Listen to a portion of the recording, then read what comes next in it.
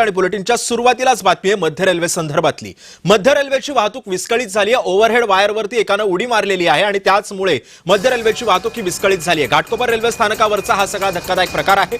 या सगळ्या पार्श्वभूमीवरती मध्य रेल्वेची वाहतूक खोळंबलेली आहे। प्रवाशांचे मोठे हाल होत आहेत। ओव्हरहेड वायरवरती एकानं उडी मारलेली होती आणि त्यानंतर लोकल सेवेचा खोळंबा झालेला आहे। मध्य रेल्वेची वाहतूक आता विस्कळीत झालेली आहे। या सगळ्या संदर्भामध्ये अधिक माहिती जाणून घेत माझा सहकारी जय पवार आपल्या सोबत आहे। जय, पुन्हा एकदा मध्य रेल्वेची वाहतूक विस्कळीत झालेली आहे।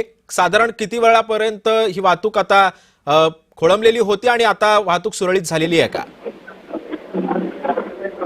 निश्चितच सिद्धेश, खरं पाहायला गेलं तर घाटकोपर मध्य रेल्वेच्या घाटकोपर रेल्वे स्थानकाच्या जलद गतीच्या मार्गावरती या ठिकाणी ही घटना घडल्याचं पाहायला मिळते। एका अज्ञात व्यक्तीने या रेल्वेच्या ओव्हरहेड वायरवरती उडी मारल्यामुळे त्या ठिकाणी ती ओव्हरहेड वायर जी आहे ते त्या ठिकाणी तुटली आणि संपूर्ण जे रेल्वे वाहतूक आहे ही त्या ठिकाणी खोळंबल्याचं पाहायला मिळते। मध्य रेल्वेची वाहतूक ही गेल्या तासाभरापासून त्या ठिकाणी 20 ते 25 मिनिटे उशिराने धावत आहे। खरं म्हणजे 6:33 या ठिकाणी ही घटना त्या ठिकाणी घडल्याचं पाहायला मिळालं आणि ज्यावेळी ती लोकल त्या ठिकाणी आणि ती लोकल तब्बल 25 मिनिटे घाटकोपर रेल्वे स्थानकावरती त्या ठिकाणी उभी होती आणि यामुळे लोकल बाकीच्या ज्या ट्रेन असतील किंवा मग एक्सप्रेस ज्या ट्रेन आहेत त्यांना कुठेतरी आता उशीर होताना पाहायला मिळते आणि प्रामुख्याने CSMT वरनं कल्याणच्या दिशेला जाणाऱ्या ज्या गाड्या आहेत त्या आता 25 ते 30 मिनिटांनी उशिराने धावत आहेत। त्यामुळे आता जो त्या ठिकाणी व्यक्ती होता, ज्या व्यक्तीने त्या ठिकाणी त्या वायरवरती उडी मारली त्या व्यक्तीच्या पोलिसांकडनं जे आहे ते त्यांना आता ताब्यात घेण्यात आलं। नेमकं हे संपूर्ण प्रकरण का केलं याचा शोध